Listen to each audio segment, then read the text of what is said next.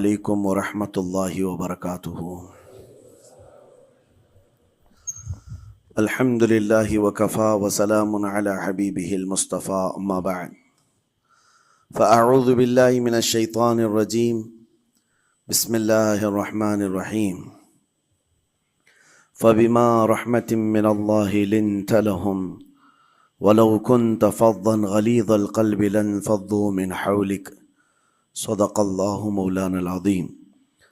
بارگاہ رسالت معاب صلی اللہ تعالی علیہ وسلم میں درود پاک کا ہدیہ پیش کریں۔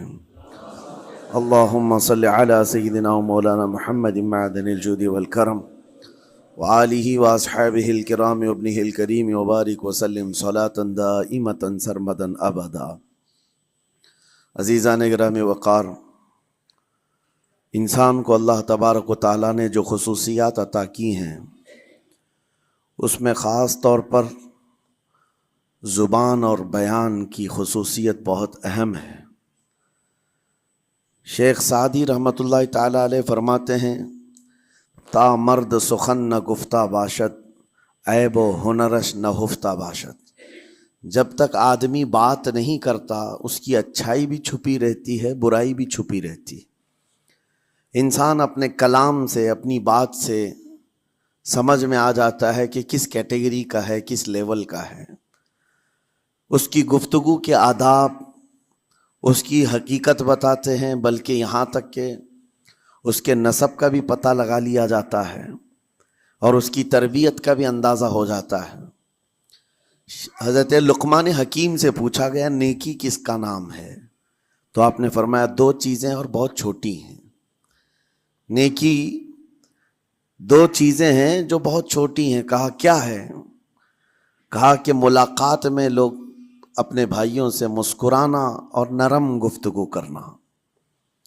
ساری نیکیوں کی جڑ ہے یہ، نرم گفتگو کرنا اور لوگوں سے خندہ پیشانی کے ساتھ مسکرا کر ملاقات کرنا۔ لیکن میرے عزیزو، یہ دو چیزیں بناوٹی تو بہت سارے لوگوں کے ساتھ آ سکتی ہیں، اخلاق تصنع جس کو کہتے ہیں، تکلف کے ساتھ بہت سارے لوگوں کے ساتھ آ سکتی ہیں، لیکن حقیقت میں جس انسان کی طبیعت میں یہ دو چیزیں ہونی چاہیے وہ کب سمجھ میں آتی ہیں؟ اس وقت جو مولا علی کرم اللہ وجہہ الکریم نے فرمایا کسی انسان کو اس کی حقیقت دیکھنا ہو تو غصے کے عالم میں اسے دیکھو۔ وہ اپنے آپے سے باہر ہوتا ہے یا اپنے مزاج کے خلاف کس طرح بات کو سن کر کے تحمل رکھتا ہے۔ سب سے بڑا پہلوان وہ ہے جس نے اپنے غصے کو کنٹرول کیا اور اپنی زبان پر قابو پا لیا، ورنہ یہ وہ لمحہ ہے جب انسان پھٹ پڑتا ہے، جو دل کے اندر ہے سب کہہ جاتا ہے۔ آپ کو میں بتاؤں، نبی کریم صلی اللہ تعالیٰ علیہ وسلم کے عظیم اخلاق کریمہ، بخاری شریف کی حدیث ہے، حضور مسجد نبوی میں تشریف فرما ہے۔ اس وقت مسجد نبوی، آج ہو سکتا ہے آپ کے ذہن میں جو امیج ہے مسجد نبوی کی، بہت بڑی عالی شان مسجد، لیکن وہ زمانہ نبوی میں اس طرح کی نہیں ہے۔ کچی دیواریں تھی، اوپر چھپر کے چھت پڑے ہوئے تھے اور مٹی کی زمین تھی۔ یہ مسجد نبوی کی شکل اس زمانے میں حضور اکرم صلی اللہ تعالیٰ علیہ وسلم اپنے صحابہ کے ساتھ بیٹھے ہیں۔ ایک دیہات کا رہنے والا شخص آیا۔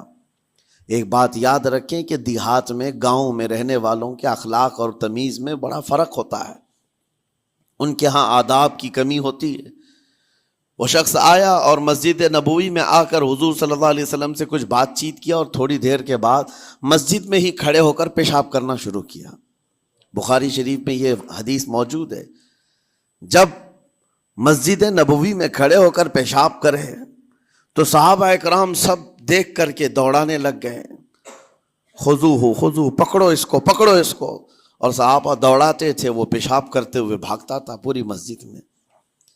نبی پاک صلی اللہ تعالی علیہ وسلم نے فرمایا دعوہ، چھوڑ دو اس کو، کر لینے دو، پیشاب کر رہا ہے مسجد میں، چھوڑ دو اس کو۔ جب وہ صحابہ اکرام حضور کا حکم سنتے ہیں سب پیچھے ہٹ گئے۔ تھوڑی دیر کے بعد نبی کریم صلی اللہ تعالیٰ علیہ وسلم نے صحابہ سے فرمایا پانی کے ڈول بھر کر کے لائے جائیں۔ صحابہ سے ہی منگوایا، پانی کے ڈول بھر کر کے لایا گیا اور مسجد نبوی کے میدان میں فرش پر بہایا گیا اور صاف کیا گیا. اب وہ شخص نہایت ہی ڈرا سہما کھڑا تھا, میرے ساتھ کیا ہوگا پتہ نہیں, میں نے پیشاب کیا, اب مجھے یہ لوگ قتل کر ڈالیں. نبی کریم صلی اللہ تعالی علیہ وسلم نے قریب بلایا اور فرمایا, نہایت نرم گفتگو کے ساتھ حضور فرماتے ہیں, یہ اللہ کا گھر ہے, یہاں پیشاب نہیں پیشانیاں رکھی جاتی ہیں. بس یہ جملہ ہے, بخاری شریف میں موجود ہے, یہاں عبادت کی جاتی ہے. اتنا کہہ کر رخصت ہو گئے, رخصت کر دیا. وہ دیہات سے آیا ہوا جو نوجوان تھا یا شخص تھا, باہر نکلتے ہی وہ کلمہ طیبہ پڑھ کر حضور کی غلامی میں شامل ہوا. میں نے وہ بلند عالی اخلاق نہیں دیکھے. نبی کریم صلی اللہ علیہ وسلم کے بارے میں قرآن کہتا ہے, فَبِمَا رَحْمَةٍ مِّنَ اللَّهِ لِنْتَ لَهُمْ, اللہ کی رحمت سے آپ لوگوں کے لیے نرم ہیں, اس لیے لوگ آپ کے ارد گرد لگے ہوئے رہتے ہیں. وَلَوْ كُنْتَ فَظًّا غَلِيظَ الْقَلْبِ لَانْفَضُّوا مِنْ حَوْلِكَ, اے رسول اگر آپ سخت دل ہو جائیں تو پھر یہ سب چھٹ جائیں گے, آپ سے دور ہو جائیں گے. اس رسول کے لیے جب کہا گیا ہے کہ اگر آپ سخت ہو جائیں تو لوگ چھوڑ کر کے دور ہو جائیں گے, تو ہمارے اور آپ کے لیے کس قدر لہجے کی پابندی ضروری ہے.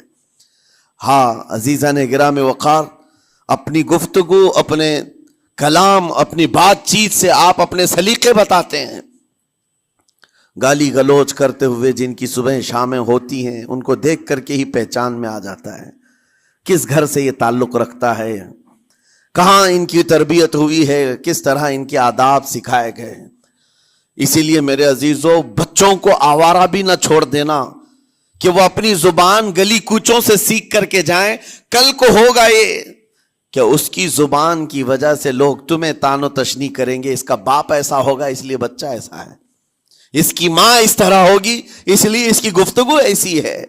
کیونکہ موسٹلی زیادہ طور پر بچے اپنے ماں باپ کے اخلاق کو نقل کرتے ہیں, ٹرانسفر ہوتی چلی جاتی ہیں. ایک بار حضور اکرم صلی اللہ تعالی علیہ وسلم مسجد نبوی سے باہر نکل کر جا رہے ہیں. توجہ میرے عزیز ہو, اخلاق کہاں دکھانے چاہیے اور ہماری بات چیت کے انداز ہمیں کہاں ہونا چاہیے, میں آپ کو بتاؤں. حضور تشریف لے کر جا رہے ہیں, صحابہ اکرام کھڑے تھے حضور کے اطراف. مدینہ طیبہ کی ایک بوڑھی خاتون جس کا ذہنی توازن کھویا ہوا ہے, یعنی وہ دماغی طور پر ڈسیبل ہے, اور وہ آئی جا رہی تھی. لوگ جب بھی اس کو دیکھتے راستہ کاٹ لیتے, وہ جس کو بھی پکڑتی تھی سنانا شروع کرتی تھی, جو منہ میں آئے بکنے لگ جائے, اور لوگوں کو تنگی محسوس ہونے لگتی. صحابہ نے دیکھا کہ یہ عورت آ رہی ہے, حضور کی طرف آ رہی ہے, سب نے حضور صلی اللہ علیہ وسلم کو گھیر لیا, اس کا راستہ روکنے کے لیے. اب آئے گی اور نبی کریم صلی اللہ علیہ وسلم کے پاس اگر زبان درازی کرنے لگ جائے, پاگل عورت ہے, اور بک بک کرنے لگ جائے, حضور پاک صلی اللہ علیہ وسلم کے ادب میں کہیں کمی نہ آ جائے. صحابہ کا یہ ہمیشہ اہتمام رہتا. حضور اکرم صلی اللہ علیہ وسلم نے دیکھا تو صحابہ سے کہا, ہٹ جاؤ, اس کو آنے دو, ہٹ جاؤ, اس کا راستہ چھوڑ دو. صحابہ نے کہا, یا رسول اللہ صلی اللہ علیہ وسلم, اس کا ذہنی توازن ٹھیک نہیں ہے, دماغی طور پر وہ عورت ٹھیک نہیں ہے. وہ آئے گی اور لمبی باتیں کرتی ہے, لا یعنی باتیں کرتی ہے, کہیں آپ کی شان پاک میں کوئی گستاخی نہ ہو جائے. صحابہ روک رہے تھے. حضور پاک صلی اللہ علیہ وسلم نے سختی سے فرمایا, ارشاد فرمایا, ہٹ جاؤ, اس کا راستہ چھوڑ دو. مجھے پتا ہے پورے مدینے میں اس کی کوئی نہیں سنتا, میں بھی نہ سنوں تو کس کو سنائے گی, اگر میں بھی نہ سنوں تو وہ کس کو سنائے گی. یہ میرے مصطفیٰ کریم صلی اللہ تعالی علیہ وسلم کے دربار عالی جاہ کی وہ بلند اخلاق کریمانہ کی ایک مثال ہے, جس کو خود میرے آقا نے فرمایا, بعثت لأتمم مکارم الاخلاق.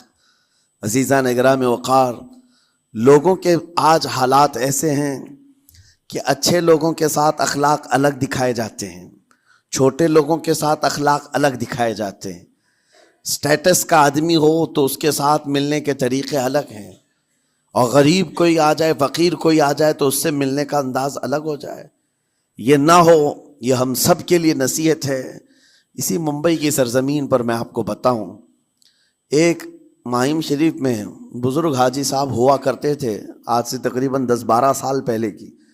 وہ کئی لوگوں سے ایک سوال کرتے تھے پکڑ پکڑ کر کے کہ میرا ایک سوال ہے، آپ جواب دیں گے، میرا ایک سوال ہے۔ کئی علماء سے انہوں نے پوچھا، مجھ سے بھی انہوں نے، جب میں نیا تھا مصر سے پڑھ کر کے آیا تھا، میرے پاس آ کر کہا کافی سالوں سے میرے ذہن میں ایک سوال ہوتا ہے، میں آپ سے بھی پوچھنا چاہتا ہوں۔ کہا بتائیے کیا ہے؟ کہا میں حضور سرکار مجاہد ملت رحمت اللہ علیہ کا مرید ہوں، علامہ حبیب الرحمن مجاہد ملت، رئیس اعظم اڑیسہ، جن کے خدمات جلیلہ آج ہو سکتا ہے نئی جنریشن کو نہ معلوم ہو، ان کا لقب ہے مجاہد ملت، جنہوں نے سنیت کی بقا کے لیے اپنا تن من دھن سب قربان کیا تھا۔ وہ مجاہد ملت عظیم بزرگ ولی کامل ہے۔ فرما یہ حاجی صاحب کہتے ہیں کہ میں ایک نارمل آدمی تھا، کڑیا تھا، یعنی گھر بنانے کا کام کرتا تھا۔ جب وہ ممبئی تشریف لاتے تو دوڑ کر کے ہر جگہ سے لوگ ملنے آتے، میں بھی گیا تھا، اور اس وقت میں جوان تھا۔ حضور مجاہد ملت رحمت اللہ علیہ کی بات وہ بتا رہے ہیں کہ لوگ لائن لگا کر کے مصافحہ کر رہے تھے، مل رہے تھے۔ جب مل رہے تھے تو پھر میرا نمبر آیا، میں ملنے کے لیے گیا۔ بزرگوں کے سب ہاتھ چومتے ہیں، یہ ہمارے سنیوں کے طور طریقے ہیں۔ ادب، علماء ذوی الاحترام کے ہاتھوں کا بوسہ لینا یہ مستحسن ہے، یہ ہمارے آداب میں سے، معمولات اہل سنت میں سے۔ تو جب سب لوگ ان کے دست بوسی کر رہے تھے، ہاتھ چوم رہے تھے، میں بھی قریب گیا، اور جب میرا نمبر آیا میں ہاتھ چومنے کے لیے گیا تو انہوں نے میرا ہاتھ لے کر خود ہی چوم لیا۔ وہ بزرگ عالی جاہ ولی کامل جن کو دنیا مجاہد ملت کہتی ہے، میرا ہاتھ انہوں نے چوم لیا، اور میرے اندر ایسی پشیمانی تھی کہ میں کیا کروں سمجھ میں نہیں آیا۔ میں ایک معمولی سا کڑیا، اور کہاں ان کا مقام کہاں میرا۔ تو اس کے بعد وہ اس بے چینی میں رہتے تھے کہ ایسا کیوں کیا، ایسا کیوں کیا، کیونکہ پوچھنے کا موقع ہی نہیں ملا۔ ایک بزرگ تھے، انہی کے خلیفہ تھے حضور مجاہد ملت کے، انہوں نے اس کا جواب دیا۔ میرے عزیزوں کیا بہترین جواب تھا۔ حضرت مجاہد ملت رحمت اللہ تعالی علیہ یہ چاہتے تھے کہ ہزاروں لوگ ہماری تعظیم کرتے ہیں تو کہیں ہمارے دماغ میں بادشاہت کا خیال نہ آئے، ہم غریب اور فقیر کا ہاتھ چوم کر اپنے نفس کی مخالفت بھی کرتے ہیں۔ اخلاق کریمانہ دکھانے کے لیے اسٹیٹس والوں کے ساتھ ہی نہیں، غربا فقراء کے ساتھ بھی وہ اخلاق ہوں۔ نبی کریم صلی اللہ تعالی علیہ وسلم کے وہ آداب آج اگر آپ اپنا لیں، بہت ساری کڑوی چیزیں ویسی ختم ہو جائیں۔ آج ممبئی کی سرزمین پر سب سے بڑا یہ چیلنج ہے بات کرنے میں، نوجوانوں کے تو آج پارے چڑھے ہوئے ہوتے ہیں، ان سے کوئی بھی بات کر لے، جس تیور میں یہ بات کرتے ہیں ایسا لگتا ہے کہ ابھی لڑائی ہو جائے گی، ابھی جھگڑا ہو جائے گا۔ اس کی عادت سی بن گئی ہے۔ آپ کو پتہ ہے فرمایا گیا، عربی کا قول ہے، جراحت السنان لها التیام ولا یلتام ما جرح اللسان۔ تلوار سے، چاقو سے دیا ہوا زخم سوکھ سکتا ہے، زبان سے دیا ہوا زخم کبھی نہیں سوکھتا۔ زبان سے دیا ہوا زخم نہیں سوکھتا۔ بولنے سے پہلے 1000 بار اس بات کو خیال ہونا چاہیے کہ میں جس کو بول رہا ہوں کہیں اس کا دل چھلنی تو نہیں ہو جائے۔ میری زبان یہ ہوتی 50 گرام کی چھوٹی زبان ہے، لیکن بڑے بڑے لوگوں کے کلیجے چیر کر رکھتی ہے، بڑے بڑے لوگوں کے دلوں میں سوراخ کر کے رکھتی ہے، زخمی کر کے رکھتی ہے اس کا استعمال۔ اسی لیے روایت میں ملتا ہے کہ جب انسان صبح کرتا ہے تو سارے اعضاء، ہاتھ پیر آنکھ کان ناک، سارے اعضاء سب سے پہلے زبان سے یہ عرض کرتے ہیں، اس کی پناہ مانگتے ہیں، کہتے ہیں آج تو صحیح سلامت رہے گی تو ہم سب صحیح سلامت رہیں گے، اور اگر تو پھسل گئی تو عذاب ہم پر بھی ہوگا۔ زبان بولتی ہے، مار کسی اور کو پڑتی ہے، کوئی زبان کو مارتا نہیں ہے، گالی زبان دیتی ہے، لیکن مار کبھی پیٹھ پہ پڑتی ہے، سر پہ پڑتی ہے، ہر جگہ پڑتی ہے۔ تو یہ زبان نبی کریم صلی اللہ تعالی علیہ وسلم نے ارشاد فرمایا من یضمن لی ما بین لحیتیہ وما بین، حضور پاک صلی اللہ تعالی علیہ وسلم فرماتے ہیں جس نے دو چیزوں کی ضمانت مجھے دے دی، حفاظت کی، میں اسے اضمن لہ الجنہ، میں اس کو جنت میں لے جانے کی ضمانت دیتا ہوں۔ دو چیزیں کیا ہیں؟ حضور فرماتے ہیں ایک دو جبڑوں کے بیچ میں جو موجود زبان ہے اس کی حفاظت کر لے، اور دو رانوں کے بیچ میں جو شرمگاہ اس کی حفاظت کر لے، یہ دو چیزیں جس نے بچا لیا میں اس کو جنت میں لے جانے کی ذمہ داری دیتا ہوں، ضمانت دیتا ہوں۔ اس کا کتنا بڑا کردار ہے، یہ زبان کا کتنا بڑا کردار ہے۔ اور حضور نے ایک بار پکڑ کر کے فرمایا تھا، زبان کو پکڑ کر کے کہا تھا یہ وہ زبان ہے جو انسان کو جنت میں بھی لے جاتی ہے اور دوزخ میں بھی لے جاتی۔ کلمہ کس سے پڑھتے ہیں آپ؟ لا الہ الا اللہ، زبان ہی سے تو پڑھتے ہیں، اسی کلمے نے آپ کو جنت تک پہنچایا۔ اور کافر جو کفر کرتا ہے وہ بھی زبان سے ہی کرتا ہے، اور زبان اسے ہمیشہ کی دوزخ میں لے جاتی ہے۔ اس زبان کو چلانے سے پہلے 1000 بار سوچ لیں کہ آج لہجوں کی سختیاں بڑھتی چلی گئیں، اور آپ کو پتہ ہے قرآن پاک میں رب تعالیٰ نے یہ فرمایا وَلَا تَقُلْ لَهُمَا اُفٍّ وَلَا تَنْهَرْهُمَا، والدین کے بارے میں بچوں کو کیا کہا گیا؟ ان کو اف تک نہ کہو۔ لیکن زبان جب کھلتی ہے نا، ماں باپ کے خلاف نوجوانوں کو ہم نے دیکھا ہے گالی گلوچ کرتے ہوئے اور اتنی بری باتیں کہتے ہوئے، معاذ اللہ۔ عزیزان گرام وقار، حضور نے تو یہ فرمایا جس نے پلٹ کر کے اپنے ماں اور باپ کو سخت لہجے میں بات کیا یا ان کی نافرمانی کی، حضور فرماتے میرا دل چاہتا ہے کہ اس کے گھر کو آگ لگا دوں، آگ لگا دوں۔ اس لیے اس بات کو ہمیشہ یاد رکھیں، تمہارے لہجے کی سختیاں کسی کو زخمی کر دیں تو آخرت خراب ہو جائے گی، آخرت خراب ہو جائے گی۔ حضرت علقمہ رضی اللہ تعالیٰ عنہ حضور کے صحابی ہیں، حضور صلی اللہ علیہ وسلم کے صحابی ہیں، آخری وقت آ گیا تھا لیکن زبان نہیں کھلتی تھی۔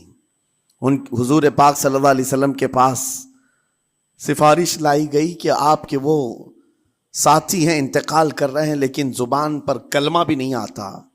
حضور تشریف لائے، دیکھا، پوچھا گھر میں ان کے کون کون ہے؟ کہا بیوی ہے اور ماں ہے۔ ماں کو بلایا اور کہا علقمہ کے بارے میں کیا کہتی ہو، کیسا تھا؟ کہا بہت اچھا، پرہیزگار، عبادت گزار، ساری نیکوکاریاں اس کے اندر ہیں۔ تو پھر حضور نے پوچھا اچھا یہ بہت نیک تھا، تم بھی اس سے راضی ہو کہ نہیں ہو؟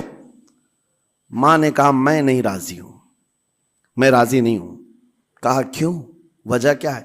کہا یا رسول اللہ میرا اکلوتا بیٹا، میرا تنہا بیٹا تھا، بڑی محبتوں کے ساتھ اس کو پالا تھا، اور جب میں نے اس کی شادی کی اپنی بیوی کو لایا، اور جب بیوی گھر پر آ گئی تو میری بات کو ہلکے میں لیتا، اپنی بیوی کی بات کو فوقیت دیتا، ترجیح دیتا، اور اس وقت غالباً یہ باتیں تھی کہ زبان سے کوئی کلمہ ان کے نکلا ہوگا جو بیوی کی حمایت میں تھی، ماں کو تکلیف پہنچ گئی۔ کہا میرا دل گوارا نہیں کرتا، میں اس سے راضی نہیں ہوں، باقی وہ بہت نیک بندہ ہے، بہت اچھا ہے۔ حضور نے فرمایا دیکھو زندگی کے آخری پڑاؤ پر آ چکا ہے، روح نکلنے کو ہے، معاف کر دو۔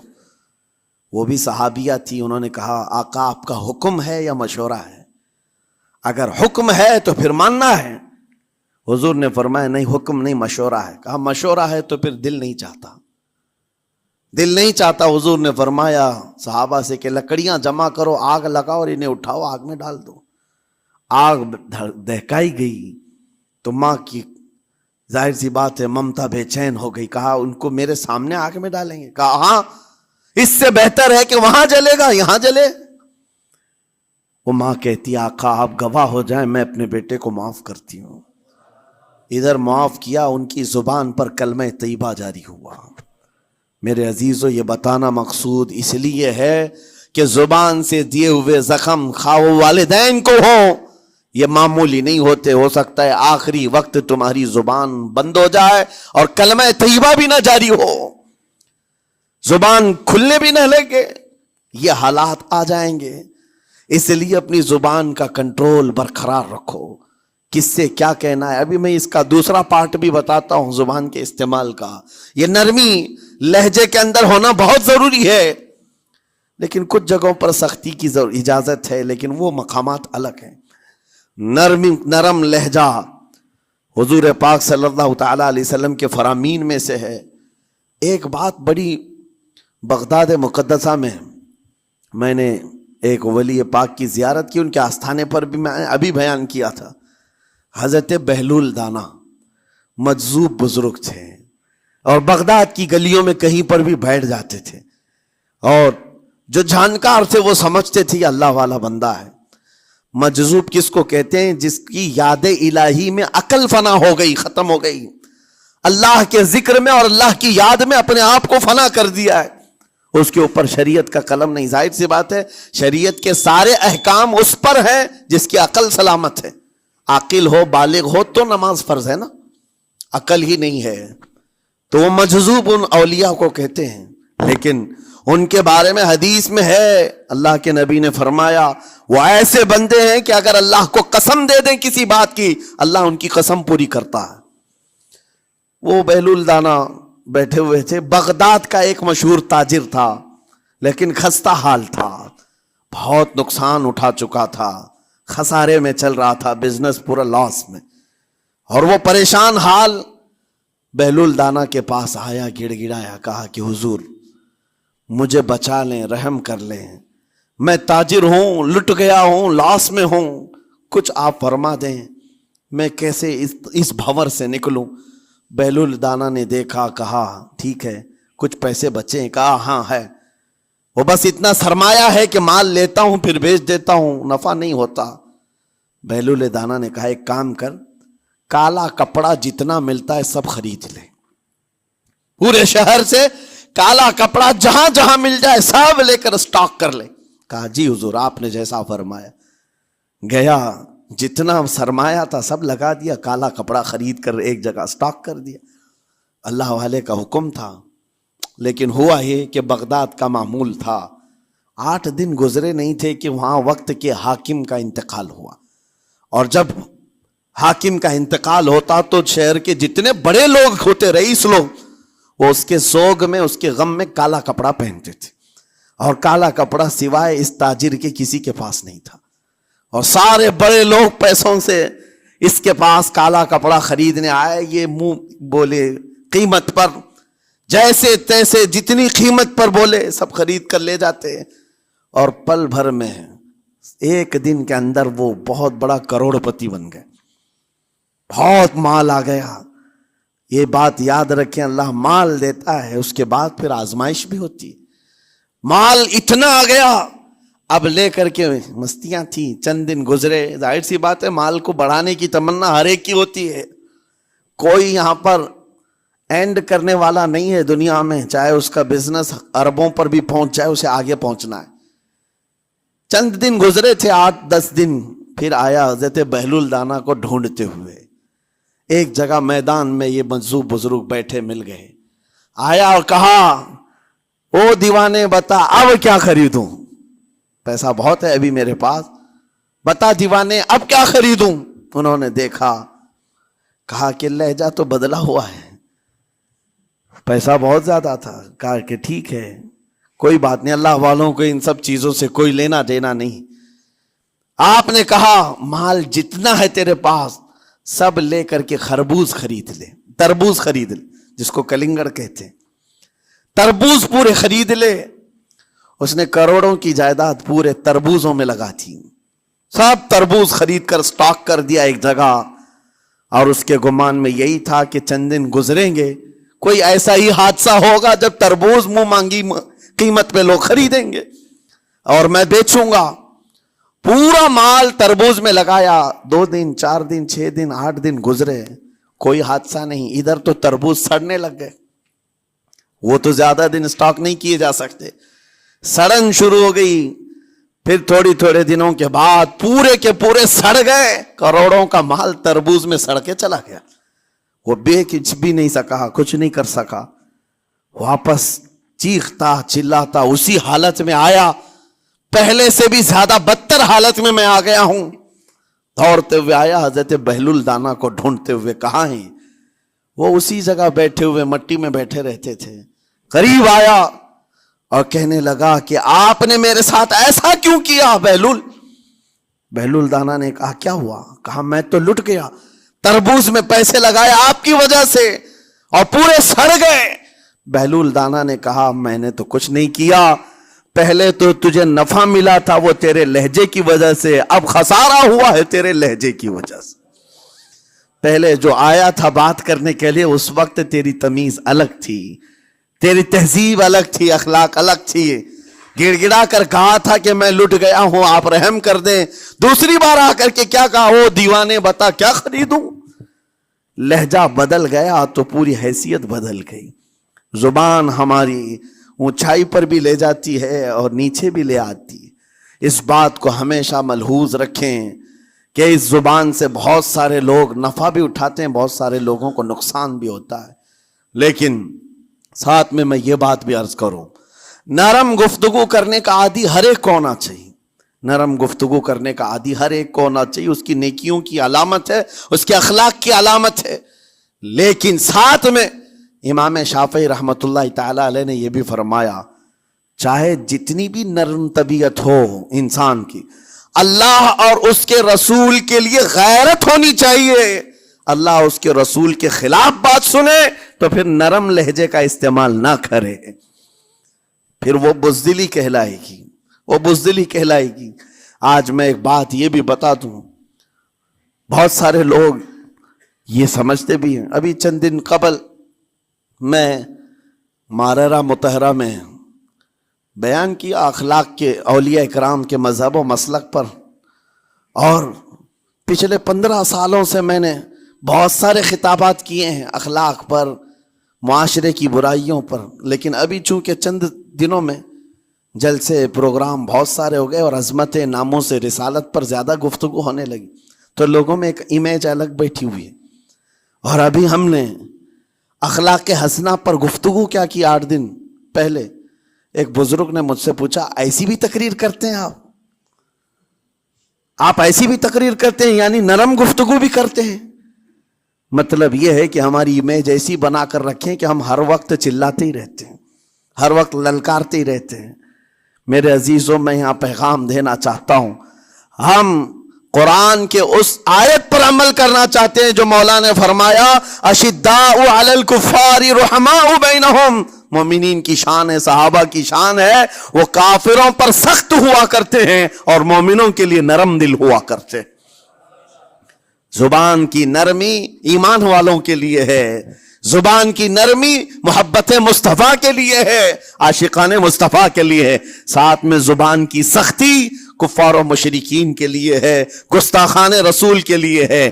اور اگر یہ چیز نہیں آئی تو پھر آپ سمجھ لیں نیک اس وقت نہیں کہلائے گا آدمی۔ بعض لوگوں کو ایسا لگتا ہے نرم بات کرنا چاہیے، نرم گفتگو، بالکل صحیح ہے، یہ اخلاق ہے، لیکن اگر ایسے مقامات پر جہاں تمہارے نبی کو کوئی گالی دے رہا ہو، رب کی شان میں کوئی بھونک رہا ہو، اس وقت تم کہو کہ اخلاق ہے، نرم بات کرنا چاہیے، یہ بے غیرتی ہے، یہ بے غیرتی ہے۔ تمہاری بیوی کو اگر تمہارے سامنے کوئی چھو دے اور اس کے بعد تم ہنس کر کے اس سے کہو ٹھیک ہے جائیے صاحب، آپ کو کہا جائے گا بے غیرت آدمی، بے غیرت آدمی ہے۔ انسان کو اپنی بیوی، اپنی بیٹی، اپنی ماں پر بھی غیرت ہوتی ہے، وہ سنتا نہیں ہے، یہ پیدائشی ہے، فطرت ہے انسان کی۔ اور مومن کی شان یہ ہے، سب سے بڑی غیرت اس کے لیے اللہ اور اس کے رسول کے لیے ہوا کرتی ہے، اللہ اور اس کے رسول کے لیے۔ ماں اور باپ کو گالیاں ایک وقت میں برداشت کر بھی لے جائے، لیکن اللہ اور اس کے رسول کی شان میں وہ ہرگز برداشت نہ کرے، یہ ایمان کی علامتوں میں سے ہے۔ بہرحال میں نے زبان کے دونوں استعمال آپ کو بتائے، سخت لہجے بھی ہیں، نرم لہجے بھی ہیں، لیکن جب آپ کا پالا کسی گستاخ سے نہ پڑے تو ہمیشہ نرم گفتگو کرنے کے عادی بنے۔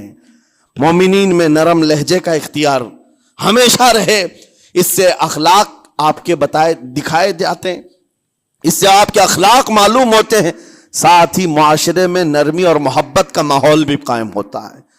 ڈانٹنے کے طریقے بھی میں آپ کو بتاؤں، میرے والد اگرامی فرمایا کرتے تھے، حضور حافظ ملت رحمت اللہ علیہ جو الجامعۃ الاشرفیہ مبارک پور کے بانی ہیں اور بڑے محدث، جنہوں نے ایک نہیں ہزاروں عالم پیدا کیے، اس ہندوستان کی بات کر رہا ہوں، حافظ ملت رحمۃ اللہ علیہ پوری بخاری شریف پڑھاتے تھے، تقریباً 40 سال تک انہوں نے پڑھایا بخاری شریف. میرے والد ان کے شاگرد ہیں. فرماتے ہیں جب وہ بہت زیادہ ناراض ہو جاتے کسی سے، ڈانٹنا ہوتا، ہر استاد بچے کو ڈانٹتا ہے، کبھی کچھ بچہ نافرمانی کر جائے یا مزاج کے خلاف بات کرے تو استاد ڈانٹتا ہے. تو حافظ ملت رحمۃ اللہ علیہ اگر کسی شاگرد کو ڈانٹتے بھی غصے میں تو کہتے ہیں اے جنتی کیا کر رہا ہے. کہتے ہیں اگر یہ جملہ قبول بھی ہو جائے تو بچہ جنتی ہو جائے. لہجے کی یہ استعمالات اولیاء سے سیکھو میرے عزیزو. غصے پر کنٹرول اس وقت تمہارے اخلاق معلوم ہوتے ہیں جب تمہارا غصہ عروج پر ہوتا ہے، اس وقت تمہاری حقیقت لوگوں کے سامنے آتی ہے. وہ اپنے شاگردوں کو ڈانٹتے بھی تو جنتی کہہ کر ڈانٹتے ہیں، یعنی کوئی گالی نہیں ہے، کوئی برے کلمے نہیں ہیں، بلکہ ایسا جملہ ہے کہ اگر قبول بھی ہو گیا استاد کی زبان سے، اس کی تو زندگی وصول ہوگی، اس کا بیڑا پار ہو گیا. ہمارے درمیان ماں باپ کو بھی یہ چاہیے کہ بچوں کو کس طرح کے اخلاق آپ دے رہے ہیں. گفتگو کرنے کے متعلق قرآن میں اللہ تعالیٰ نے آداب بتائے ہیں. جب آپ گھروں کے اندر موجود ہوں تو بچوں کے سامنے کس طرح کی گفتگو کیا کریں گے، کیسی بات کریں گے. شوہر اور بیوی جس طرح کی باتیں کر رہے ہیں بچے کے دماغ میں وہ پورا کا پورا چھپتا ہے، ٹرانسفر ہوتا ہے.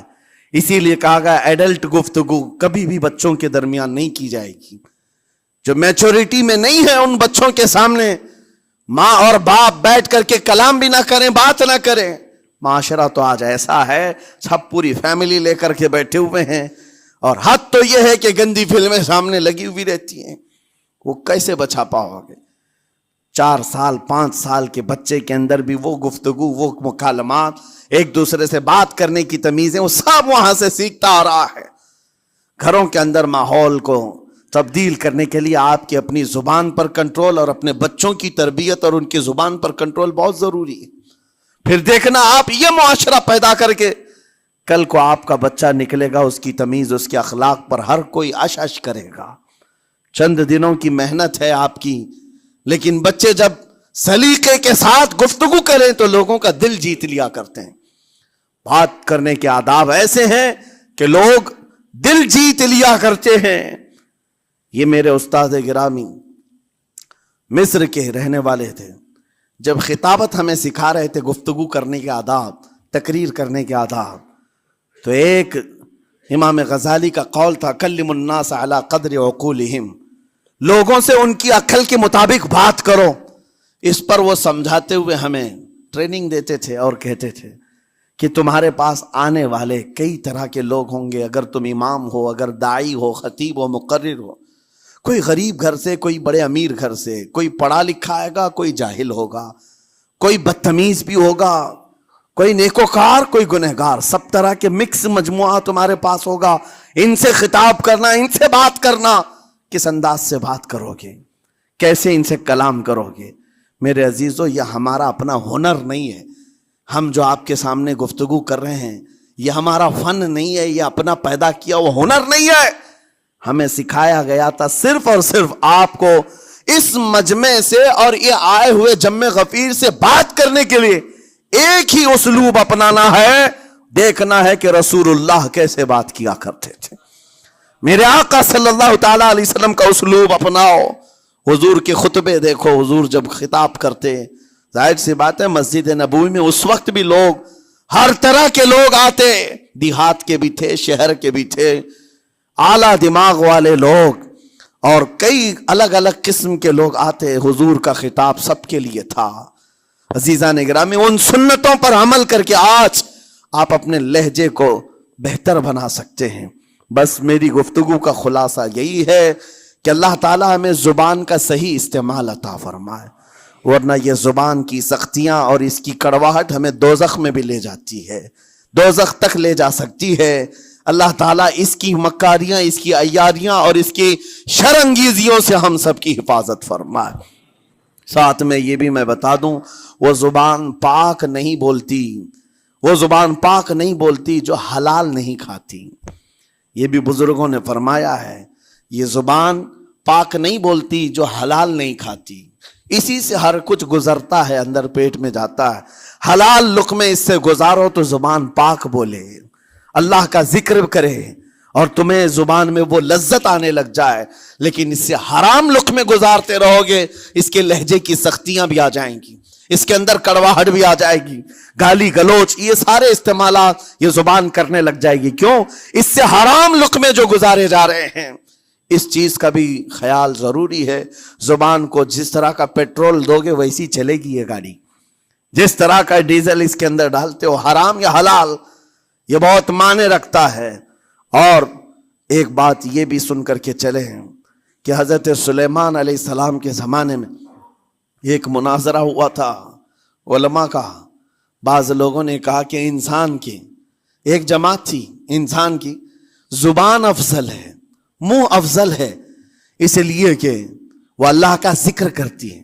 بعض نے کہا کہ نہیں، انسان کے پیچھے کا مقام اچھا ہے، اس سے بہتر ہے. یہ دونوں کی تکرار میں حضرت سلیمان علیہ السلام کے پاس بات آئی، آپ بتائیں. تو ان سے پوچھا تم اتنی بڑی بات کیوں کہہ رہے ہو؟ اس کے پیچھے کا مقام اچھا ہے. کہا کہ اس لیے کہ وہ صرف نجاست نکالتا ہے، وہ صرف نجاست نکالتا ہے، وہ مقام غلاظت باہر کرتا ہے، غلاظت اندر لیتا نہیں.